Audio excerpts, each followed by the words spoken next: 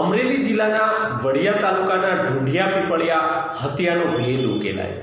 આરોપીઓને ઝડપી પાડવામાં આવ્યા અને આરોપીઓનું રિકન્સ્ટ્રક્શન ઢૂંઢિયા પીપળિયા ઘટના સ્થળે કરતી પોલીસ। અમરેલી જિલ્લાના વડિયા તાલુકાના ઢૂંઢિયા પીપળિયા ગામમાં ડબલ મર્ડર અને લૂંટનો બનાવ બન્યો હતો। આરોપીઓને ગણતરીના દિવસોમાં ઝડપી પાડતી જિલ્લા પોલીસ। આરોપીઓનું ઘટના સ્થળે ઢૂંઢિયા પીપળિયા લઈ જઈને પોલીસ દ્વારા રિકન્સ્ટ્રક્શન કરવામાં આવ્યું હતું। 17 જુલાઈના રોજ ખેડૂત દંપતીઓની હત્યા કરી લૂંટ આદરવામાં આવી હતી, જ્યારે આરોપીઓનું રિકન્સ્ટ્રક્શન કરવામાં આવ્યું હતું।